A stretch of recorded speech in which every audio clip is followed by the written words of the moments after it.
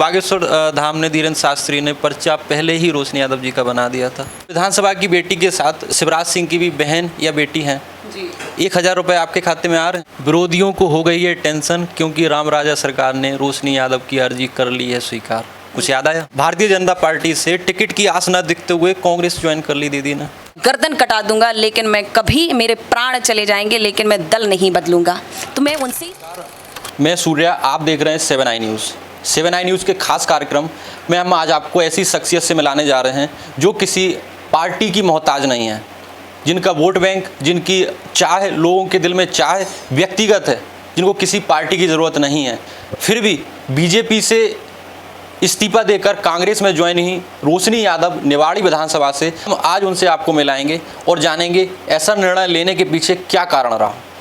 अभी आपने बीजेपी छोड़ा और कांग्रेस ज्वाइन किया, क्या ऐसा विशेष कारण रहा कि वो बीजेपी को छोड़ना पड़ा? काफ़ी सक्रिय नेत्री आप माने जाती थी बीजेपी से, हालांकि आपका व्यक्तिगत वोट बैंक है, उसके बाद भी आप सक्रिय नेत्री वहाँ से माने जाती। क्या कारण रहा ऐसा कि बीजेपी आपको छोड़नी पड़ी?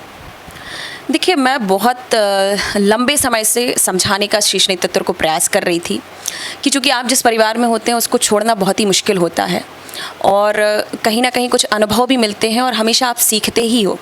लेकिन जब आपकी नाराज़गी, तो व्यक्तिगत नाराज़गी को ध्यान में नहीं रखा जाता है, जब सार्वजनिक नाराज़गी हो जाती है। और चूँकि मैं जिला पंचायत सदस्य वहाँ से निर्वाचित हुई और लगातार उससे पूर्व मैं भी जब एक भारतीय जनता पार्टी की कार्यकर्ता के नाते मैं वहाँ काम करती रही, मैं जिला उपाध्यक्ष भी रही, तो जो क्षेत्र की समस्याएँ थीं लगातार उनसे अवगत कराना और लगातार एक झूठा आश्वासन दे देना एक प्यारी मुस्कान के साथ। और मैं हमेशा बहुत ही सम्मान करते आई हूँ हमेशा बड़ों का, क्योंकि हम हमेशा सीखते हैं, पर उसको केवल एक झूठे आश्वासन के साथ और उसमें ढील लगातार देते रहना, तो ये मुझे लगता है मुनासिब नहीं था, क्योंकि कार्यकर्ता आपसे उम्मीदों के साथ जुड़ते हैं। जैसे कि आपने कहा था कि महिलाओं की ज़्यादा बीजेपी में अहमियत महिलाओं को नहीं दी जाती है।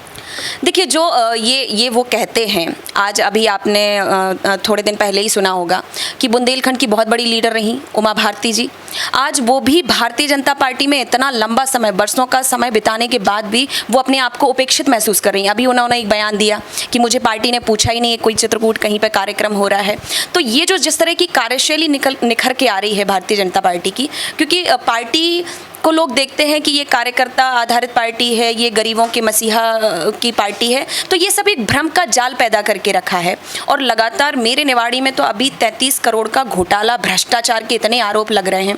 हर गरीब किसान अगर एक BPL बनवाना है, एक किताब में केवल नाम चढ़वाना है, तो उसमें भी 1000-5000 रुपये इस तरह की रिश्वत खुलेआम चल रही हैं, उस पर कोई नकेल नहीं है। और अभी चुनावी समय है तो केवल जो है जुटाने में लगे हुए हैं। तो मुझे लगता है इन सबको जब ये सारी चीज़ें हम देखते हुए त्रस्त हो गए और अवगत कराते रहे ऊपर, मैं अपने क्षेत्र के निर्वाचन क्षेत्र से भी फाइलें बनाकर ले गई कि यहाँ पे सड़क नहीं है, यहाँ शौचालय की स्कूलों में व्यवस्था नहीं है, बालिकाएं परेशान हो रही हैं और महिलाओं की कोई सुनवाई नहीं हो रही है। तो जिस तरीके से, और अभी ये देखिए आप दतिया में नरोत्तम मिश्रा जी के क्षेत्र में ही दुष्कर्म हुआ 2 नाबालिग बेटियों के साथ, होम मिनिस्टर के क्षेत्र में, और आप शांत बैठे हैं, आपको पता भी नहीं, उसमें एक भाजपा का कार्यकर्ता भी शामिल है।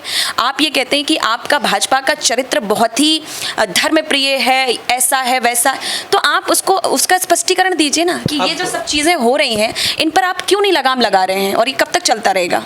अब विधानसभा की बेटी के साथ शिवराज सिंह की भी बहन या बेटी हैं जी। 1000 रुपये आपके खाते में आ रहे हैं।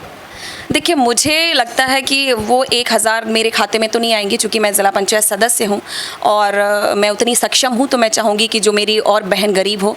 और इस कार्य को आदरणीय कमलनाथ जी ने, जो हमारे PCC चीफ हैं, उन्होंने नारी के सम्मान को बढ़ाने का कार्य किया है। तो जो नारी सम्मान का जो टैग दिया है वो बहुत ही सम्मानीय है, बहुत ही मतलब महिलाओं को संबल देने का काम है। लाडली आप बहना तो बना रहे हैं, मैं भी एक लाडली बहन थी, बेटी थी, भांजी थी, तो आज तक उनको ये भांजी और मेरे जैसी कई भांजियाँ अगर उनको पुकार रही हैं और मामा को अपनी व्यथा और पीड़ा बता रही हैं, तो आज तक उनको समझ में क्यों नहीं आया? उस बुंदेलखंड, उस निवाड़ी और टीकमगढ़ में केवल एक बहन सक्रियता के रूप में काम कर रही है। आप भी सर्वे आप खुद कह रहे हैं कि मैं लगातार खुद के सामर्थ्य और बलबूते पे एक समाज सेविका के नाते रात दिन वहाँ काम करती रही हूँ, पर लगातार आप उसकी उपेक्षा कर रहे हैं। आप वहाँ लाडली बहनाओं के कार्यक्रम करते हैं, लेकिन उसमें बहनाओं को जगह नहीं मिलती बैठने की।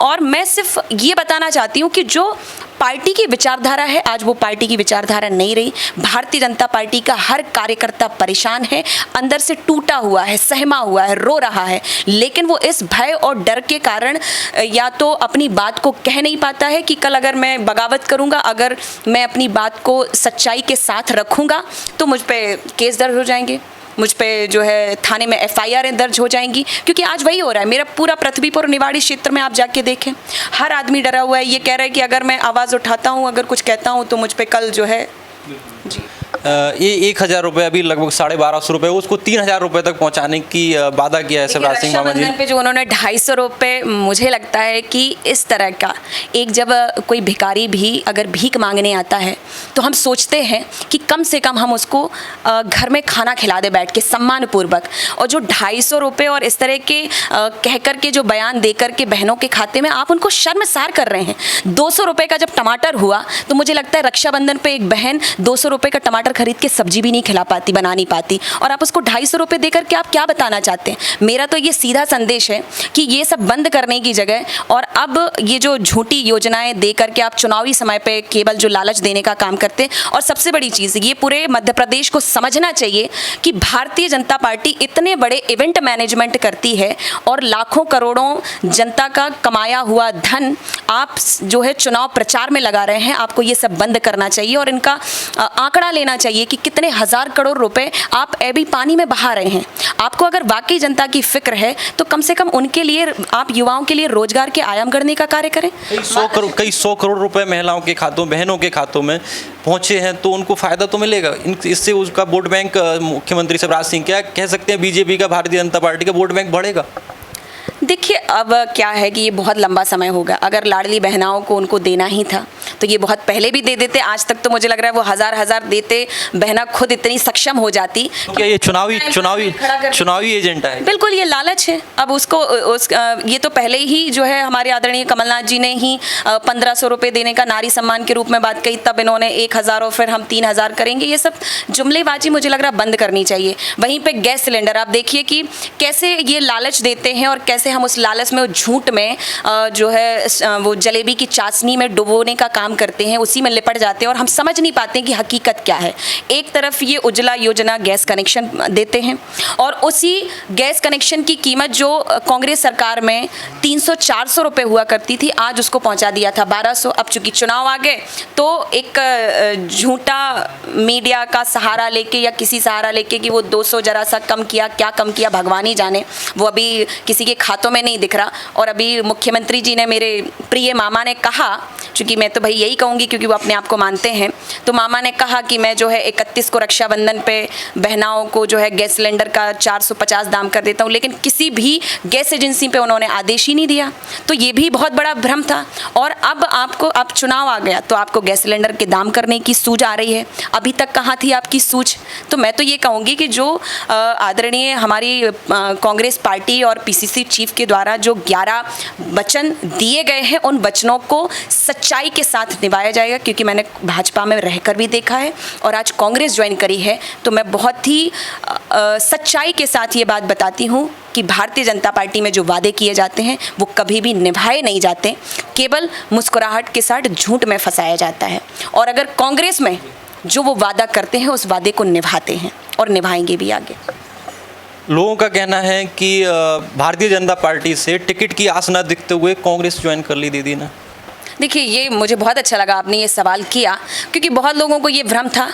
मैं बहुत लंबे समय से छोड़ने के प्रयास में थी, बीच में फ़ोटो भी वायरल हुई, तो निर्णय लेने में मुझे समय लगा। और आज भी निवाड़ी विधानसभा में या वहाँ पे कोई टिकट डिक्लेयर नहीं हुआ भारतीय जनता पार्टी से या कांग्रेस से, लेकिन मैंने उसके पहले ही अपना निर्णय लिया है। और मेरा सिर्फ उद्देश्य ये है कि आज कांग्रेस ज्वाइन करके मैं कांग्रेस को कैसे मजबूती प्रदान करूँ और मेरा निवाड़ी और टीकमगढ़ ज़िले की 5 विधानसभा जीत कर मैं मेरे आदरणीय कमलनाथ जी की झोली में डालूँ, और उसका फ़र्क पड़ेगा। और ये रोशनी बेटी, उस बुंदेलखंड की बेटी और निवाड़ी की रोशनी में तो रोशनी फैलाएंगे ही, और आसपास भी मैं कोशिश करूंगी कि एक अच्छा वातावरण बने। तो जो आदेश होगा उसी आदेश कांग्रेस को रोशन करेंगे। रोशनी को कमलनाथ जी से मुलाकात हुई, ज्वाइन भी किया कांग्रेस। टिकट की क्या है? टिकट आपको आश्वासन दिया गया टिकट मिलेगा? देखिए, टिकट का तो चूँकि ये जो विषय है मैं बिल्कुल मैं ये सच्चाई के साथ कहती हूँ कि मैं प्रयासरत हूँ। मैं भी चूँकि जिला पंचायत की प्रतिनिधि हूँ, चुनाव लड़ी हूँ, तो आगे भी सबकी अपेक्षाएं आशाएं होती हैं कि एक अच्छा व्यक्तित्व आए और जो हमारी महिलाओं की, गरीबों की, किसानों की जो मुझसे आशाएं हैं मैं उनका प्रतिनिधित्व कर सकूँ। बाकी चूँकि वहाँ पे कांग्रेस को जिताना हमारी पहली प्राथमिकता है, तो हमारी पार्टी के जो भी निर्णायक भूमिका में जो भी निर्णय होगा वो मेरे लिए सर्वोपरि होगा और मैं वहाँ पूरे जी जान के साथ और पूरी ईमानदारी के साथ वहाँ कांग्रेस को जिता कर लाऊंगी। विरोधियों को हो गई है टेंशन क्योंकि राम राजा सरकार ने रोशनी यादव की अर्जी कर ली है स्वीकार। कुछ याद आया? बिल्कुल, ये चूँकि हमारे बागेश्वर धाम सरकार ने मेरे एक आयोजन हुआ था संत सम्मेलन, उस दौरान इस बात को कहा था, तो मुझे लगता है ये उनकी व्यक्तिगत भाव है और चूँकि मैं उनके शिष्य हूँ उस नाते ये उनका आशीर्वाद था। और जो इस मानसिकता के लोग हैं ये मुझे लग रहा है उनका जो भाव था वो इस बात को लेके कि जो धर्म के विरोध में जाते हैं या दलगत पार्टियागत भावनाओं को रख करके अगर कोई भी पार्टी का कार्यकर्ता या कोई नेता कोई कार्यक्रम करता है और वो सनातन और धर्म पे आधारित है, तो मुझे लगता है कि उसमें सबका समागम होना चाहिए। लोगों का तो कहना है कि बागेश्वर धाम ने धीरेन्द्र शास्त्री ने पर्चा पहले ही रोशनी यादव जी का बना दिया था। देखिए वो लोगों के कहने पर मैं नहीं जानती, पर मेरी ईश्वर में हमेशा से आस्था रही है और मैं बढ़ चढ़ के इस तरह के कार्यक्रमों में हिस्सा लेती हूँ। चाहे मेरे क्षेत्र में कोई भी भागवत कथा हो, किसी तरह का कन्या भोज, कोई भी कार्यक्रम, धार्मिक कार्यक्रम हो, तो वो आपका व्यक्तिगत आस्था है। क्योंकि धर्म सबसे बड़ी चीज़ आजकल क्या है ना कि देश में युवाओं को, हर व्यक्ति को ये समझना ज़रूरी है कि धर्म है क्या। धर्म कोई परिभाषा नहीं है, धर्म आपके अंदर है तो आपको बाहर दिखेगा। अगर आपके अंदर, आपके हृदय में धर्म है ही नहीं, कोई भावना ही नहीं है, तो आप धर्म को कैसे उजागर कर पाओगे। तो धर्म का जो भ्रम जाल है उसमें उलझाना, पार्टियां, कोई भी पार्टी हो उसको बंद करें। और मुझे लगता है कि धर्म एक व्यक्तिगत आस्था है, उस पर रह के, और राजनीति एक अलग दृश्य है, तो दोनों को समाहित करके, पर ये मानती हूँ कि जिसके जीवन में धर्म है तो वो एक पवित्र और अच्छे मार्ग पर चलकर राजनीति में करके सेवा करेगा अपने क्षेत्र की और जनता को मजबूती प्रदान करेगा। आप भी एक हिंदू हैं और हिंदू परिवेश में, हिंदू परंपरा में कुछ विशेष निर्णय लेने से पहले गुरु आज्ञा लेनी पड़ती है। आपने बागेश्वर से, आपके गुरु हैं बागेश्वर, जैसा कि जहाँ तक हमें मालूम है आपके गुरु हैं, आपने उनसे आज्ञा ली थी कि हम कांग्रेस ज्वाइन करने वाले हैं। तो देखिए ये तो जो है गुरु, मुझे लगता है सबसे पहले जो हमारे गुरु हैं वो माता पिता हैं। और चूँकि जिस क्षेत्र में जो आपकी कर्म भूमि है, तो कर्म भूमि से ही ये विचार तय होता है कि वहाँ कर्म करने के लिए आपके लिए कौन सा मार्ग सुरक्षित है, सुलभ है, आपको वो मार्ग तय करना चाहिए। तो मैंने मेरे क्षेत्र के माता पिता और सभी लोगों के सहयोग से ये निर्णय लिया और ये उनके हित के लिए और मेरे भविष्य के हित के लिए ये निर्णय देखते हुए कि मध्य प्रदेश में भ्रष्टाचार पर रोक लगाई जा सके, अत्याचार कम हो, जो महंगाई डायन खाई जा रही है उस डायन पे भी हम रोक लगा पाएं। तो ऐसे मुद्दों को ध्यान में रखते हुए ये निर्णय लिया गया था और मुझे लगता है ये बहुत ही सराहनीय निर्णय है और मेरा क्षेत्र बहुत खुश है इस बात से। बीजेपी ने आपकी विधानसभा में क्या नहीं किया जो आप करेंगे? देखिए बीजेपी, मुझे लग रहा है कि जो सबसे बड़ी चीज़ कि निवाड़ी को जिला बनाया, घोषित किया, बन भी गया, ये चूँकि हमारे क्षेत्र की मांग थी। मतलब इसको बीजेपी के जो प्रत्याशी या जो भी हैं उसे वो अपने खाते में ले जाने का प्रयास ना करें। ये जनता की मांग थी कि वो जिला बने जहाँ पे बहुत ज़्यादा असुविधाएं थी, क्योंकि बुंदेलखंड को आप भी देखते हैं कि सूखा है, मरा हुआ सा है, वहाँ कोई ध्यान नहीं दे पाता है। तो आज भी जो किसानों की वहाँ हालत है, और किसानों की हालत में लगातार 18 वर्ष से भारतीय जनता पार्टी की सरकार है, पर आज उन्होंने ध्यान नहीं दिया। मेरा निर्णय लेने में ये भी एक महत्वपूर्ण भूमिका थी कि किसानों के खेत से नहर निकालने का प्रावधान, आज तक ऐसी कोई योजना नहीं बनाई गई। बड़े बड़े लीडर हमारे क्षेत्र से निकल कर गए, पर उनका इस बात पर ध्यान ही नहीं गया।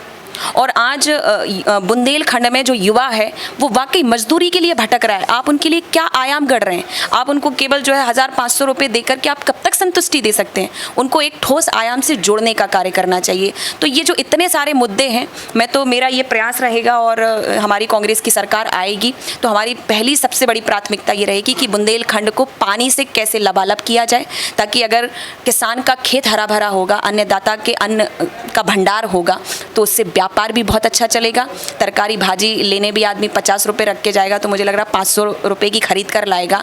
तो एक बहुत अच्छा सुंदर सा जो है वातावरण बनेगा। और वहाँ पे चूँकि कोविड का बहुत लंबा समय देखा है, लेकिन आज भी आप देखें कि कोई पार्कों की व्यवस्था नहीं है जहाँ लोग बैठ सकें। मेडिकल की सबसे बुरी अव्यवस्था है कि पूरा निवाड़ी और टीकमगढ़ ज़िला दोनों की बात कर रही हूँ मैं, पूरे मरीज जो है झांसी की तरफ भागते हैं और झांसी में उनको छीलने का काम किया जाता है, क्योंकि जो 1000 रुपये की दवाई होती है वो 5000 रुपये का पर्चा बना के देते हैं। तो सबसे पहली प्राथमिकता हमारी ये है कि हम स्वास्थ्य के क्षेत्र में अच्छा काम करेंगे ताकि वहाँ के लोगों को राहत मिले और पानी की बहुत अच्छी व्यवस्थाएं हम वहाँ बना सकें किसानों के लिए, और ऐसी भी व्यवस्थाएं।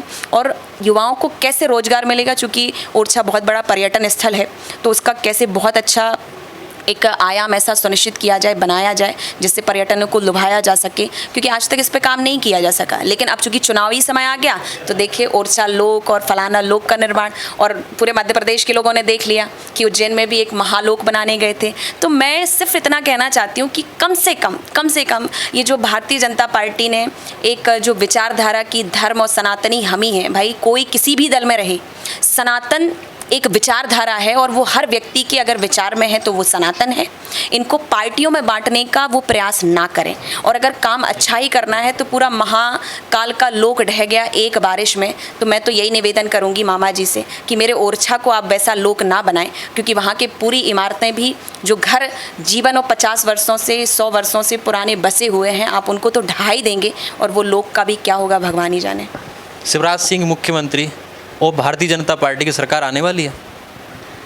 देखिए, इस बार मध्य प्रदेश में कांग्रेस की सरकार आने वाली है और मुझे लगता है कि कम से कम 180 सीट के ऊपर जाएगी, क्योंकि ये पूरा मध्य प्रदेश क्यों आने महंगाई, भ्रष्टाचार, अत्याचार से त्रस्त हो चुका है। और मुझे लगता है कि आज जो युवा रोजगार के लिए जो भटक रहा है और आज तक उस पर कोई काम नहीं किया गया है, इस बात के लिए बदलाव होना चाहिए।